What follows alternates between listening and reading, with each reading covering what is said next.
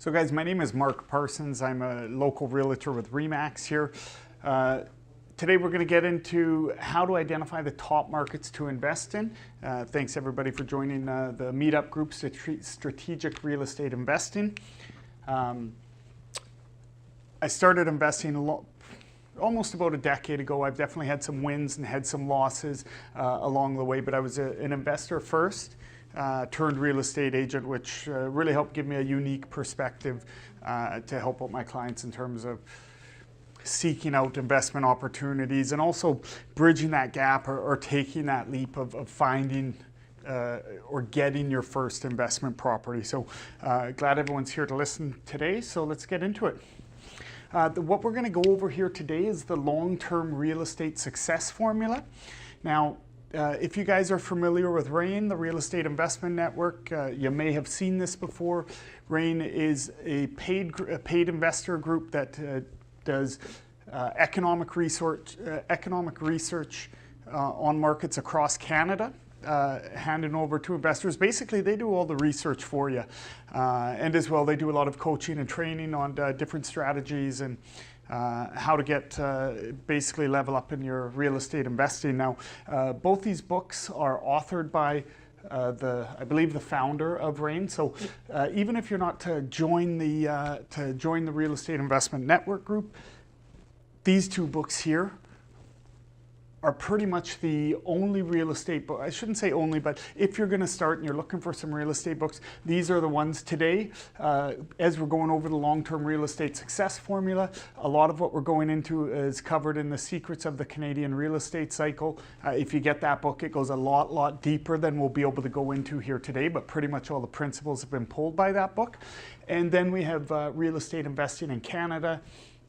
This is Canadian specific content. The Real Estate Investing in Canada gets more into strategies and tactic, where the other Canadian real estate cycle is really about being able to read the market when it's going to be pushing prices up or down and watching the economy and what drives real estate. So those are my two top recommended books if you are if you're already invested or if you're getting serious about getting into real estate investing. So if we get into the formula here, what we're going to go over today is what happens, what is the precursor that would lead up to increased property prices, 12 months, 18 months, 24 months down the road? How do we identify a market that is most likely to give you the best returns? What can we watch for before so we can see it in advance? Now, I know it says 12 months and 18 months there.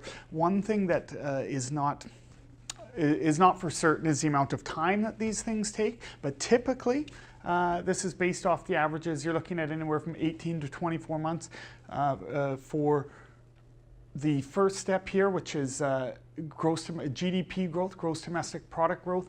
From when we start to see an increase down here, it'll take about 18 to 24 months before it will go through all the steps that we're going to go through before you'll see increased property prices. So just to break it down, gross domestic product is pretty much the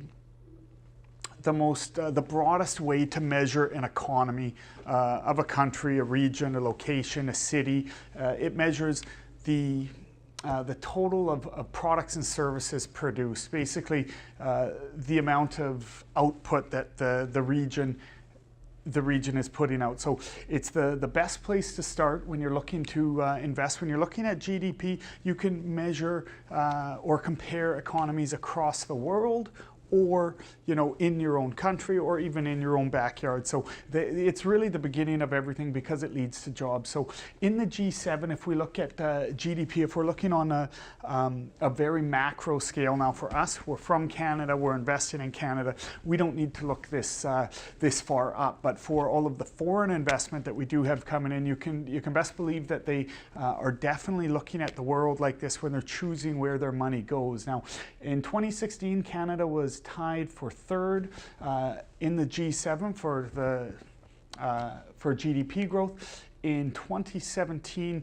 we were the leader, and in 2018, we're looking at being only behind the United States. Now, for foreign money coming in, one thing that is also a big factor is stability of the money, and even being number 2 here with everything that's going on with the current politics in the US, I would imagine that some of that money that may have went into the US is probably coming into Canada now. Now, of course, there's other economies in the world. You could look at the BRIC nations, Brazil, Russia, India, and China, and they would likely have lots of areas that would make these numbers look small. But one of the things that people are looking for is stability as well. Even though Donald Trump, is all over the map, and our government is putting taxes in that are unexpected, that really doesn't even compare to what goes on to some second and third world nations, which could have amazing GDP growth, but at the same time, just a simple shift in politics could change everything, repatriating land, things like that. Canada's looked at as a very stable place to invest. So we look at Canada, and it's one of the top GDP growth nations in the G7. The point that we're going to get at with this formula here is you're always looking to beat the averages. Okay, so Canada, good place to invest. Now we want to go down one level and say where in Canada would be beating the averages. So if we continue to get smaller down and beating the averages, eventually you're going to find the best places to invest. So in Canada, the largest GDP growth is in the west here, British Columbia and Alberta, and as well as Ontario. So if you had real estate dollars to invest, this is where I would start to look if you were looking at Canada as a whole. And this is just an article here. Provincial economic growth still strong in the West. British Columbia economy has a lot of momentum, and we will be the only province to see economic growth above 3% this year. So BC is looked to be the leader this year. So, now we've found which province, and then you go to look a little deeper. So if you said BC is going to be the most, which they predict, Vancouver and Abbotsford mission to lead economic growth in 2018. Now, I'm not telling you where to invest, but what I'm getting at with the strategy is look for the growth, then break it down smaller and look for what is going to beat the average, break it down smaller and look what's going to beat the average. And that's how you're going to start to trail your way into the best markets here. So why are we following GDP growth? It's the most basic metric that we can look at that eventually leads to jobs. The more production that a region is doing, it creates employment. So you're looking for GDP growth, and as GDP growth comes, you'll get employment growth, and that's the next thing that we want to look at. And the great thing about everything in this formula is you can measure one area against the next. So you can really just compare and see who's looking to be the leaders here. So Canada's labor shortage intensifies with nearly 400,000 vacant jobs. For the sake of the economy, consider moving to BC or Quebec. This is basically where we've got the most unfilled jobs. Now, this is a problem, having 400,000 vacant jobs. It does slow down our economy, but it's a good problem to have. It's much better than having the problem of not having the jobs. So people, as these jobs gets filled, the economy is going to go. Nearly 1 in 25 jobs in British Columbia is sitting unfilled right now. So that speaks volume about the economy here. So another one, spotlight on office and industrial. This is a very interesting one. Toronto and Vancouver recorded the lowest downtown office vacancy rates and industrial availability rates in North America. Now, we see these two real estate markets and they're going out of control. But when you look at investors who are looking for places to invest in the world, I mean, in North America, these are the two lowest vacancy rates for office and industrial space. What does this show? I mean, it shows business confidence. With these low vacancy rates, these spaces are being filled up for companies who need bodies to come and do the work. So trailing right behind that is going to be jobs, and trailing behind jobs will always be people, which is the foundation of what drives real estate prices up. So recently, the unemployment rate reached a low of 4.7%, one of the lowest in the country, with unemployment decreasing and both GDP and employment increasing. Abbotsford statistics indicate a rising real estate market. Now, I'm not telling you to invest in Abbotsford, although if you did, you'd likely get a very good return. What the point I'm trying to make is looking at the metrics that we're measuring here And you know, Canada looked good, then BC looked the best, then the Lower Mainland, and now, I mean, Abbotsford, different metrics, other places will be up, but I mean, if you're investing in real estate where the unemployment rate reached one of the lowest in the country, well, chances are people will be working, paying their bills, moving into the area, putting demand on real estate. So that's what we have here next. First, you look for GDP, which will bring employment growth, which then brings the population, and that's really what you need as a foundation of, or the underlying strength of any real estate market, is people moving into the area. So I want to go there. It's predicted with 310,000 new permanent residents in Canada in 2018, and the number continues to go up to 340,000 in 2020. So people are coming. Again, this is looking on the macro level. This is Canada. So where are these people going? Well, they're going to follow the jobs. And where are the jobs? The jobs is where the GDP growth is. So they're going to be landing in BC, Alberta, and Ontario, the most there. So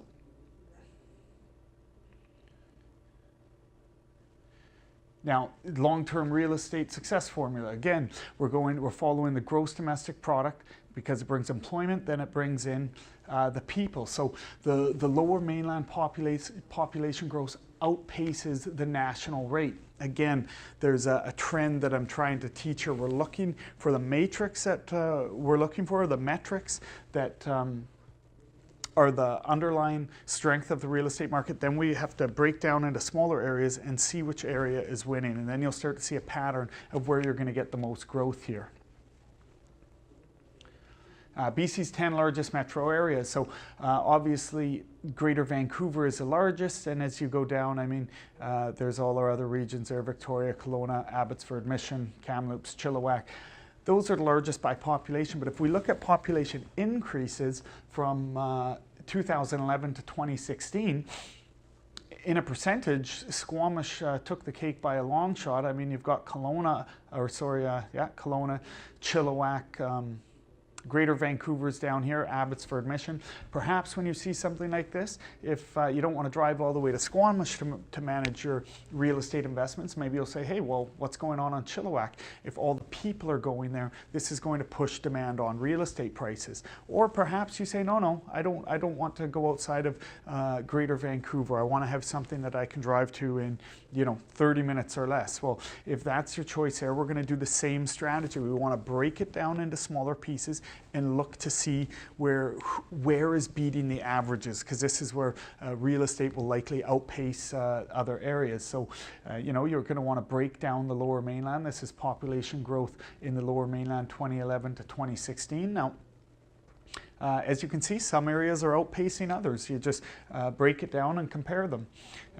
Over the period of 2011 to 2016, the population growth rate of Surrey was 10.6%, nearly double the national and provincial averages. So if you're looking, already BC is a great place just based on what we looked on, and then Lower Mainland, and then you get into Surrey. I mean, who wouldn't want to invest in a place that is growing by population at double the national average or double the provincial average, which is above the national average? So it's just really narrowing down to the pockets that are going to be most affected by everything that's happening in our economy. Now, this formula would work if you were looking anywhere across Canada or the US. The real shining light here is that most of the places that are right now looked at as top places in the country to invest are in our backyard, meaning we can take action, and it's a lot easier than investing long distance. So here's another one. Chilliwack has the strongest migration rate of any community in the Lower Mainland. We already saw that the Lower Mainland's population increase is outpacing the country's average, and then Chilliwack is the strongest in the Lower Mainland. So it's just going further down the ladder and looking for the leaders. Now, one of the drivers here is obviously affordable housing. About half the price of homes in western areas of Metro Vancouver have attracted residents from the area. The reality is if more people are going there, there's more demand on both rentals and home prices, which is what we're looking for if we're investing. We need the demand to be there for us to get our appreciation. So again, back to the real estate success formula. We look for GDP. Why? Because that's what creates the jobs. Why are we looking for jobs? Because that's what attracts the people. People are going to go where they can have opportunity for their family. And when the people come in, the first thing that you're going to get is increased rental demand. What we have here is renting versus buying per immigrant category. Now, they have broken down the immigration by categories, but if we just go down to the total here to give us a general perspective, you can see that down here in the first 6 months, on average, you have 18% that will own, they will purchase a property, and about 80% that will rent. So as a real estate investor, when you know that people are moving into the area, you can bank on the fact that you're going to have increased rental demand, which will lead to increased rents. And over 24 months, so in 2 years, that's going to change because some of these 80% renting are going to move to buying. So in 2 years, the average is 35% and 65%. And after 4 years, the average is almost 50-50, 51% and 48, or 52 and 48. So what you can see there is as people are coming in, there's going to be an increased demand to rent on your property. Then as time goes on, that pressure is going to shift over to buying, which will both will suit you. One, you're going to get higher rents and get better cash flow or less negative cash flow, depending on how you're handling the properties that you're purchasing. And eventually it translates into more demand for properties, which will push prices up. So again, back here again, just really wanting to drill it in. We look for the GDP because it creates employment. Employment attracts the people. And when the people come, increased rental demand is, we know that's going to happen because at the beginning, the majority are going to be renting while they get to know the place. And so again, back to here, we've got 300,000 plus new permanent residents every year coming into the country. Where are they going to go? They're going to go to where the jobs are, which is where the GDP growth is the strongest. Then from there, where immigrants land versus where they stay. Now, what this graph is showing is, okay, people come into the country, but are they staying where they land? Now, in British Columbia, Alberta, and Ontario here, and Quebec, this is where immigrants are coming and staying, and this is really where the jobs are right now. Now, some of these other ones that are leaving here are coming back to other provinces that have the jobs. So we can see we're in provinces where people are staying because of the growth, mainly because of the jobs and the opportunity for families. Now, so you can see BC and Alberta, Ontario, Quebec there. When you come down, why are they staying here? Because this is where the jobs are. This is where they can give a good life for their family based on the opportunity of employment. And when we come back to here, when they show up, what are they going to do? 80% are going to rent for the first 6 months. Going to 2 years, up to 4 years, that number is going to move to about 50-50. So again, it's going to increase rental demand and it's going to decrease vacancies. Now, the vacancy rates in the Lower Mainland right now are arguably at almost crisis levels. They're so low. If you talk to anyone, even all the way out to as far as Chilliwack and Abbotsford, renting a place is not easy right now. So this was the 6 top landlord markets. 5 of our 6 picks are in BC. This is Western Investor. So I don't need to go through all of them, but what I want to point out here is New Westminster, East Vancouver, and Abbotsford are at 1%, 0.8%, and 1%. Now, these vacancy rates are a dream for an investor who's looking for renters, because if your place is half decent, you've treated it nice, with vacancy rates like this, you get to pick and choose your tenant. You can actually have a lot higher success rate of getting a very high profile tenant. By high profile, I mean somebody who you have your choice. So you can pick the people that will be most likely to take care of your property and even have pride of ownership.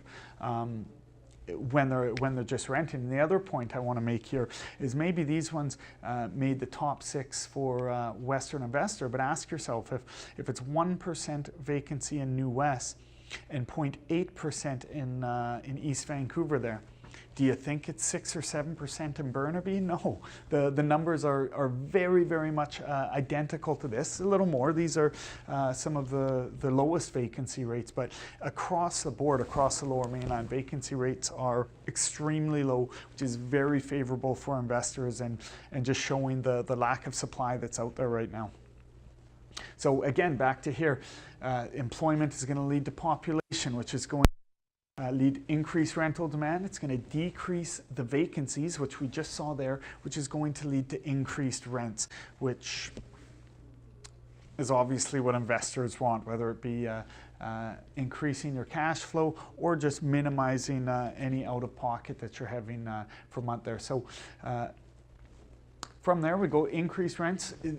After rents start to increase, these new immigrants or people have been here for longer as well.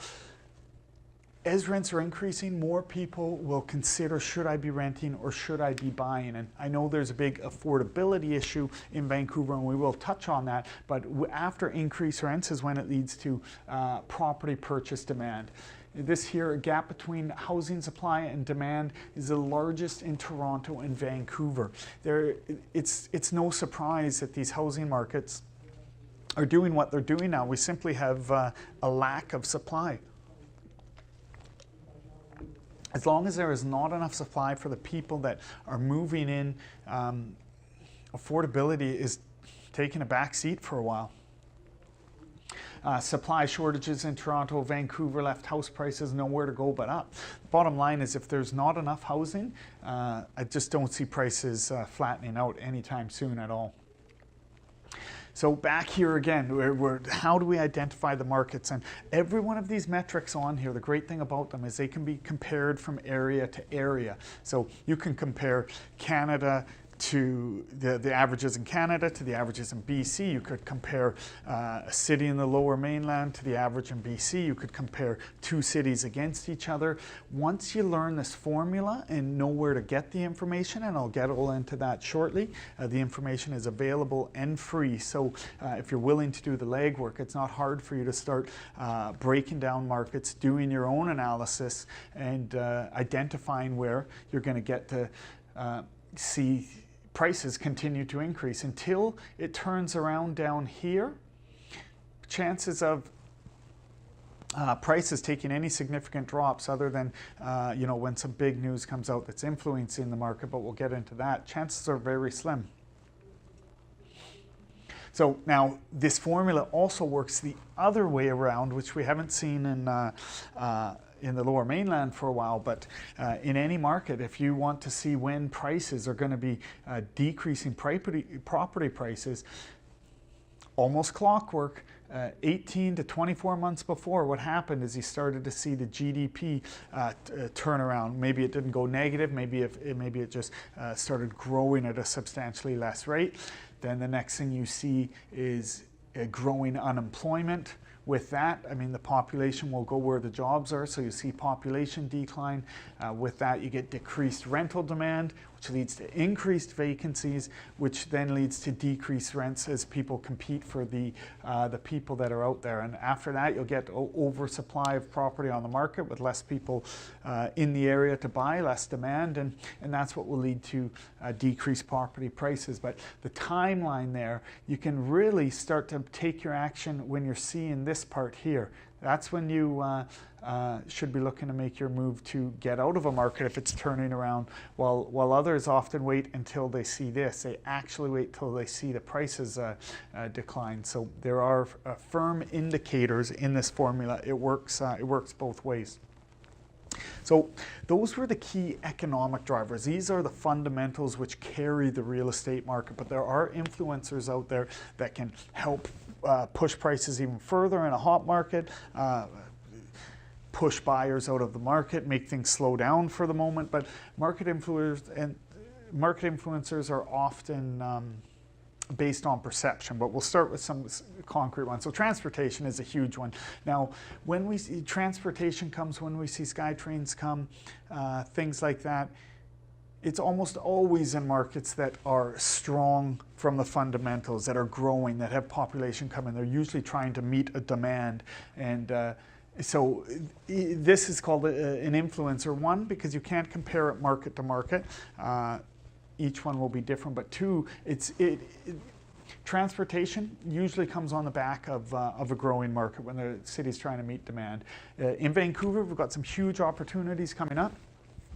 Millennium Line extension to Arbutus. This one will present big opportunities. But right now, they're still just in the funding stage.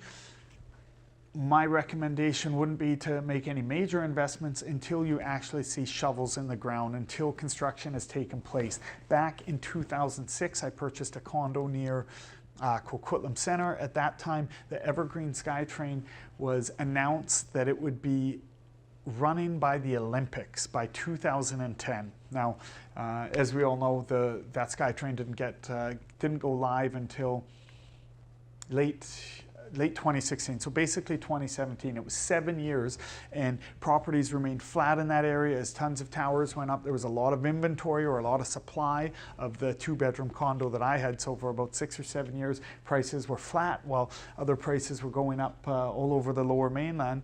And it's really just supply and demand. There was a ton of supply there, but once the SkyTrain got live and went running, within a year and a half to 2 years, it went up about 40%. So there was something definitely to be said about taking advantage of rapid transportation. According to RAIN, they typically say, I think it's the properties that are within 800 meters, or it might be 1 kilometer of the stations, will typically get a 10 to 20% buffer over properties that aren't within that radius of the station. So those are the ones that will be greatest impact. And what I mean by buffer is if prices are up, they'll likely be that much above it. And if prices are down, they'll have that padding. So huge opportunities here, but once again, they're just still trying to pull together the funding. They haven't announced any dates on construction or anything like that, but definitely something to watch for. Another one here is the Surrey Newton Guildford LRT, recently announced. Also, very big opportunity, but also it is currently just in the funding stages. So again, you gotta, unless you want to do the waiting game I did, which wasn't too fun, but basically wait till they get the funding, wait till they get a plan, and really, if you want to be safe and be made sure it's done, right till the construction starts. That's almost 90% that they'll get it done, although the government can and has stopped projects that we're in the middle of going. Now, another one here, TransLink to roll out 4 B-lines as prelude to rail by 2019. So these B-lines are a good thing to watch. I don't think that I would invest specifically just because of that, but perhaps if I was already investing in a strong area that had these coming and I knew I was going to hang on to the property for a while, investing near these new B-lines wouldn't be a bad idea, because there's no question that when they introduce B-lines down the road, every new SkyTrain line that has come into place replaces B-lines. So I don't think a B-line on its own will give you any big extra boost like a SkyTrain, but if you're already investing in an area, you know that's happened, perhaps you're planning to hold the property for a decade, invest near there, and if the timing works out, perhaps you'll get a SkyTrain station way down the road at your property. But if anything, it's definitely good to watch. So next, market influencers. Another one is infrastructure. Now, this one, if you've already chosen the place where you're going to invest, you want to look into the infrastructure projects that are happening. One, just to ensure that the local government is planning and preparing for growth, because that's what it's going to take to support people moving in. If they're not planning and preparing for growth and they can't handle the people coming in, it's going to stump the demand. It'll stump the people coming in, which means there'll be less demand for the property. So I mean, infrastructure is important to meet the needs of residents. People will leave a city that doesn't have the capacity to educate its children, mend its ill-stricken, or arrest its bad guys. Hospitals, schools, emergency services, as well as water, sewer, and roads are paramount importance. So when you're looking to invest in a place, just make sure that the local government is planning.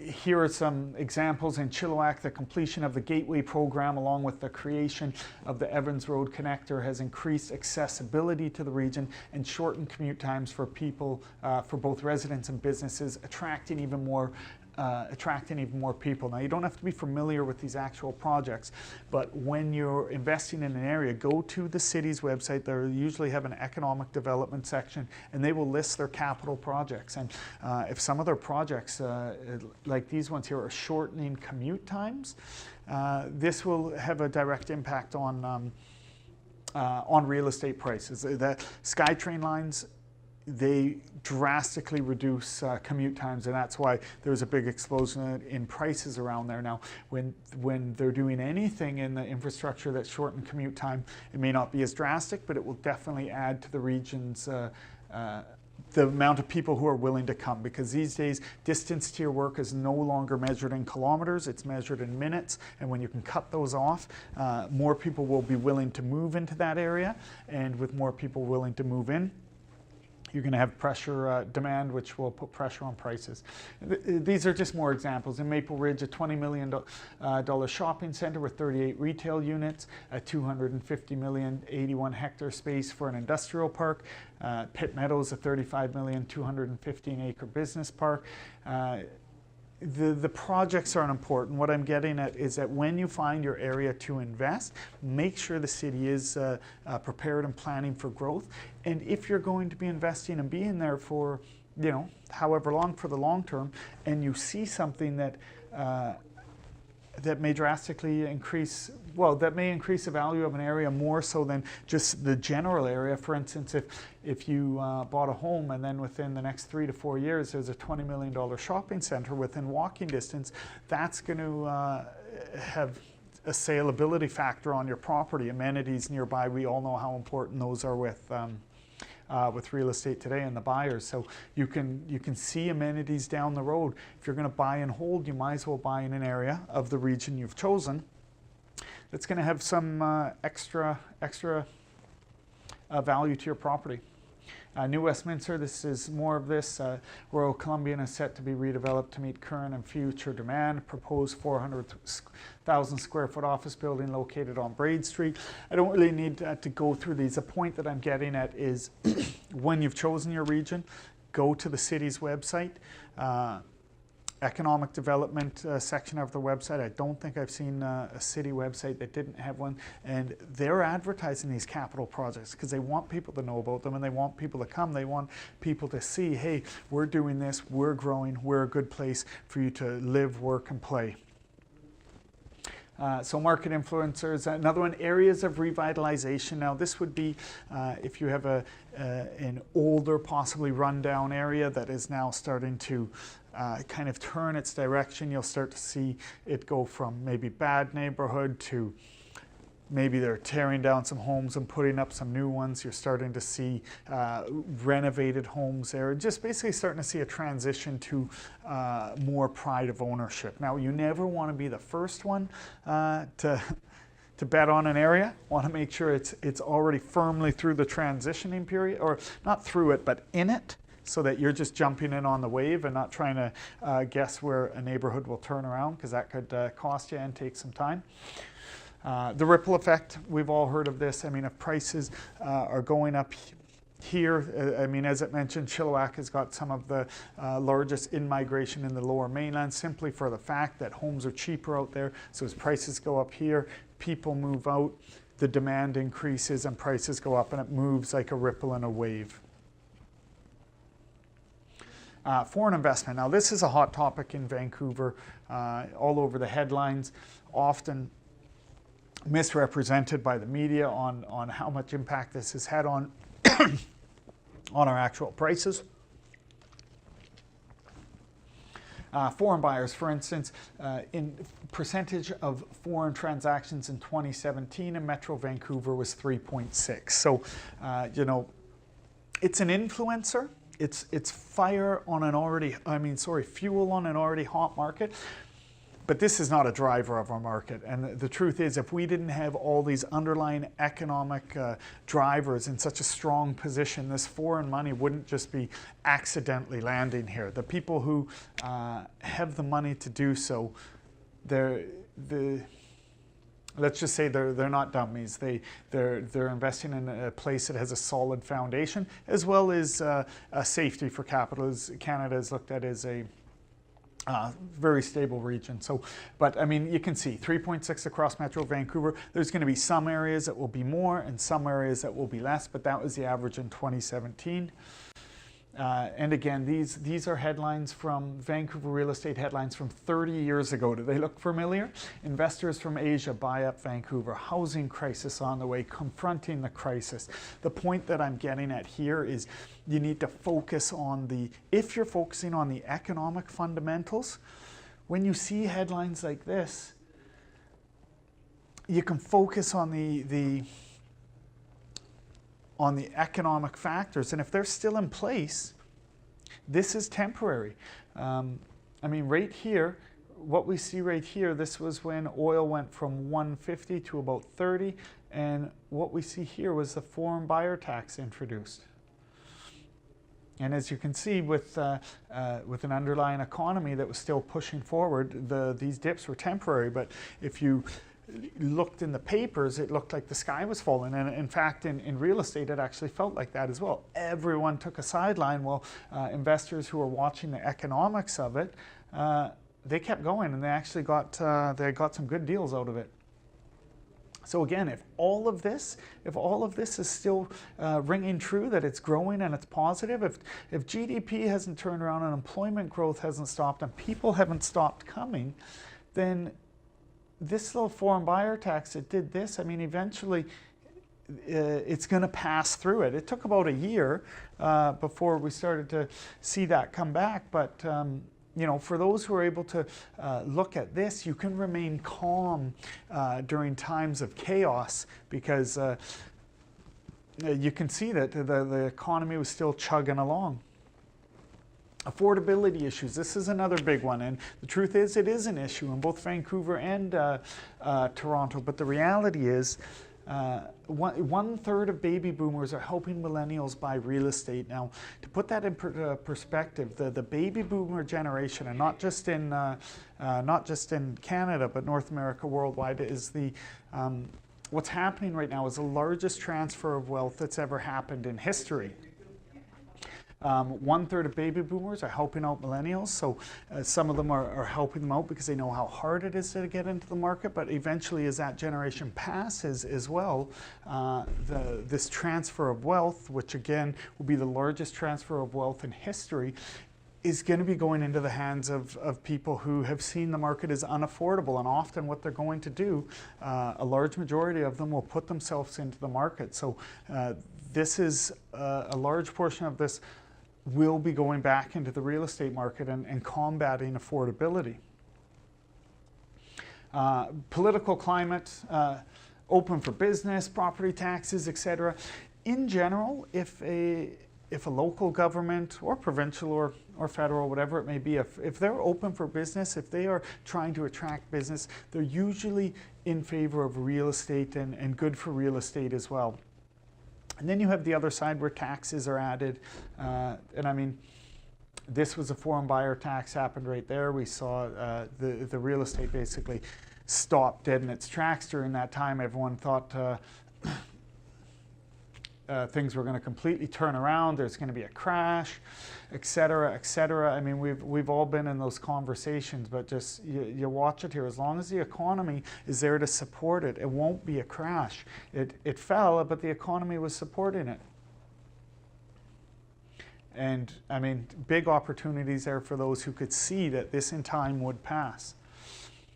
So back here again, I mean, really, if all of this is in place, you don't have to worry about the headlines. When you get worried, go back to the drawing board and check these numbers. Is GDP still growing? Are there still jobs? Is there still employment? Are people still moving in? If those three factors are still in place, you're not going to have to worry about dropping prices of anything drastic or long term. Now, prices are always going to go up and down. That's just part of the flow of real estate, and often it's because of the perception of people who aren't looking at real estate like this. They're just looking at the headlines, and yeah, the headlines can really sway the general public and stop them from even making any moves. But for those who can see that this is still strong and are buying, they're buying properties for cheaper, they're holding them longer, and eventually they're getting past them. So this is another one. We had recent regulations come in. This is from TD Economics, their forecast. It's only from last month, I believe, or the month before, but this is their prediction on the impact of regulation on home sales and the impact of regulation on prices. As you can see, they expect the initial impact to be large, both on home sales and on prices, but all in all, then they expect it to go pretty much exactly where they thought before. Because if the economy is still strong, they don't expect much to change other than the public perception when it's announced and people sitting on the sidelines. Ooh, I want to see and wait what happens. But they know, these are the economists, they know that the underlying economy is still there. So you can see how similar it is after time goes by. Debt levels at all-time high. This is another one that has been screaming at the real estate market as a reason why it could be a very scarce time to get into it. And Canada's high debt levels make it top candidate for banking crisis, says report. But late payments for Ontario. Ontario real estate hit lowest rate ever. BC stalls for fourth month. So this here is February 28th, 2018. Late payments for Ontario real estate hit the lowest rate ever. They have never had this few late payments ever in our biggest province. And here we have a headline saying debt levels make it top for Canadian crisis. BC is currently at the lowest it has been since 2008, so a decade. I don't know why we would be screaming toward crisis. And mortgage interest rates as well is one that always affects the perception of buyers and people in the market.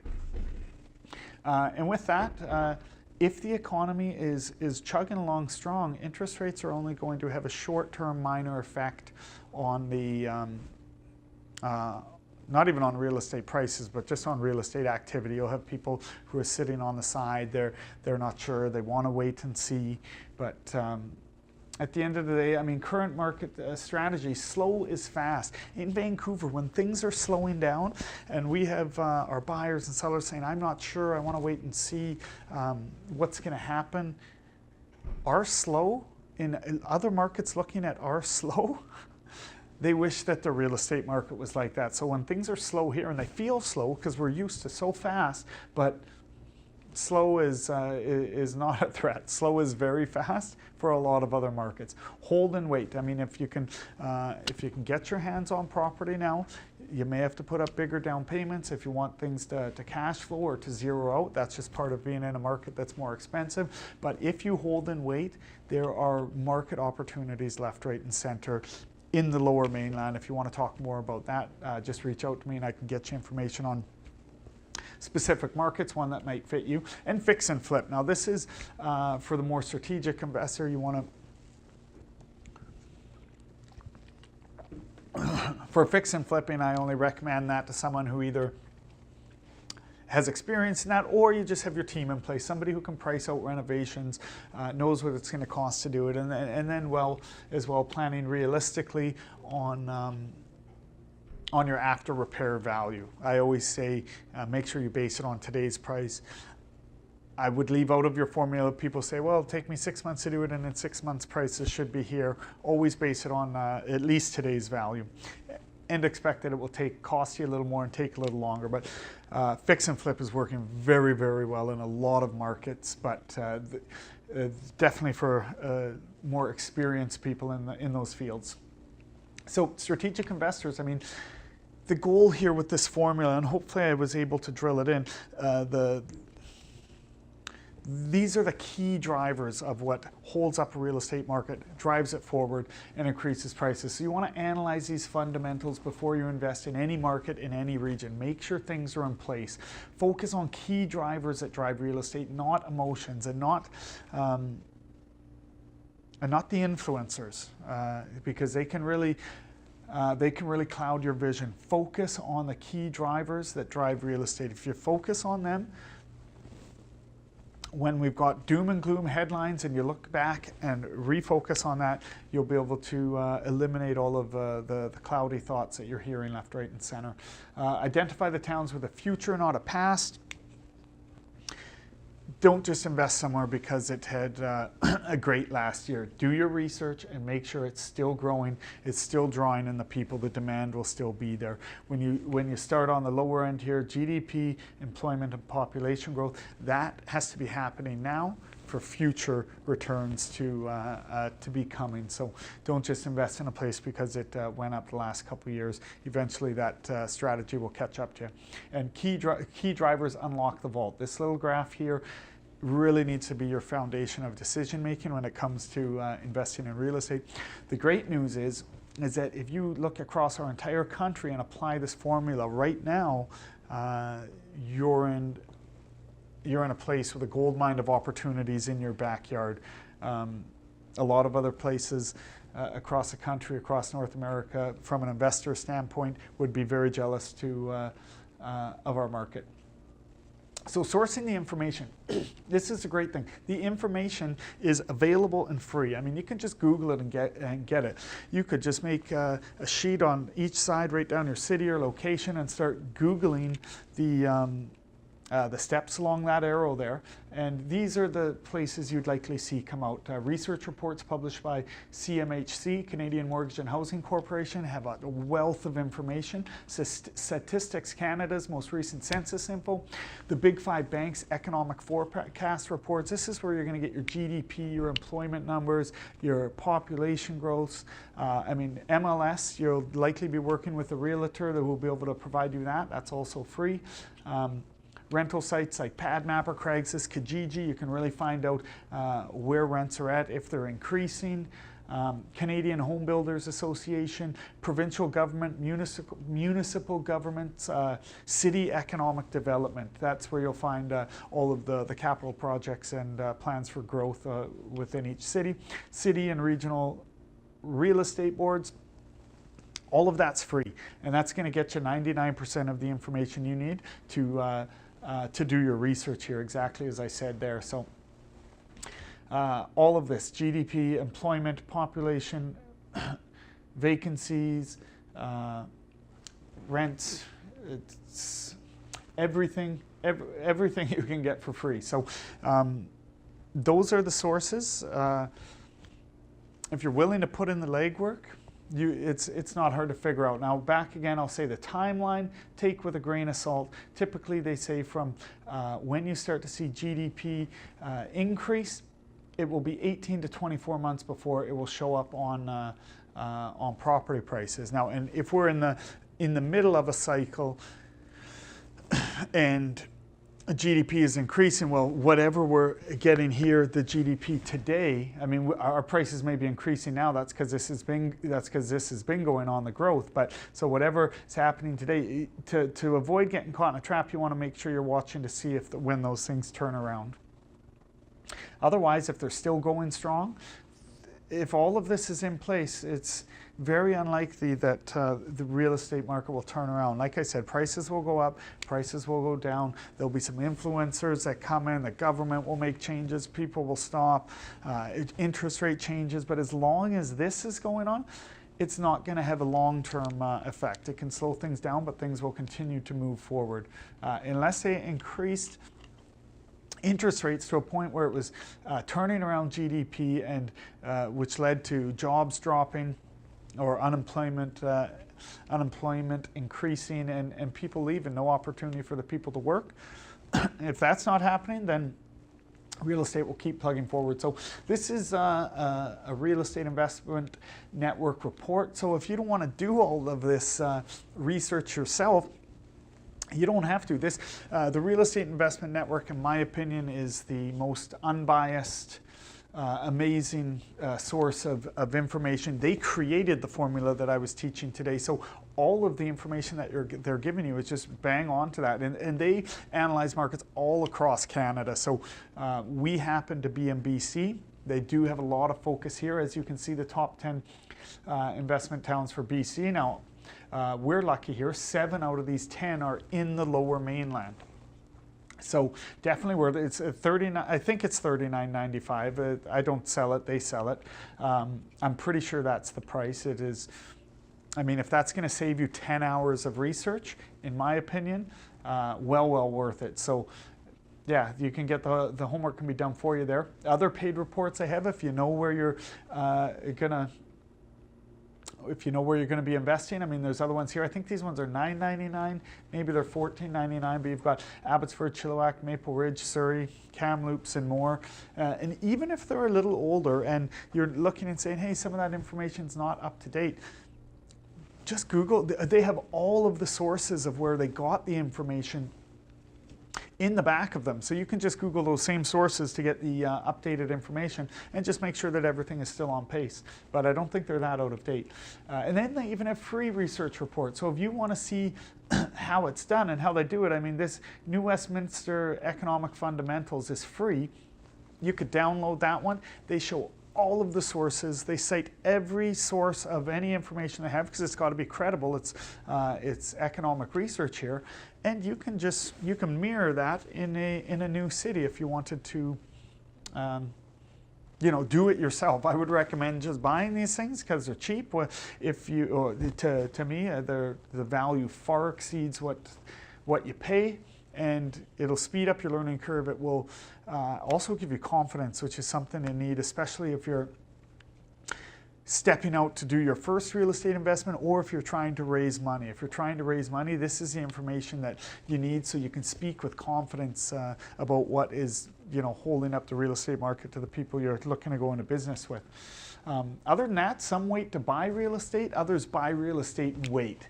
I mean, who do you think is making the money? I think we all know the question that. Those sitting on the sideline, often some of them have been sitting on the sideline the whole time it's going up. So others buy it and wait, and waiting hasn't hurt anybody as far back as I can look at the historical graph of Vancouver real estate. So back to here again, if you want to get a lot more in depth on what we've gone through today, you can get the secrets of the Canadian real estate cycle. Or if you want to get into more tactical stuff, analyzing properties, things like that, Real Estate Investing in Canada. Those 2 books alone can just catapult you so much further, just drastically reduce your learning curve, increase your confidence. As you begin your real estate investment journey, or if you continue forward, perhaps you've already been in it doing quite well. Anybody can learn from there. And once you've gone through those, they also have 97 tips for Canadian real estate investors, 81 financial and tax tips for the Canadian real estate investor. The great thing about these books is that they are Canadian focused because the markets are different, the rules are different, the strategies and tactics are similar but can be different if you're reading American-based books. So other than that, that's it for today. If anybody has any questions, I'll be waiting around here. And yeah, I hope that had some value, guys. Thanks a lot.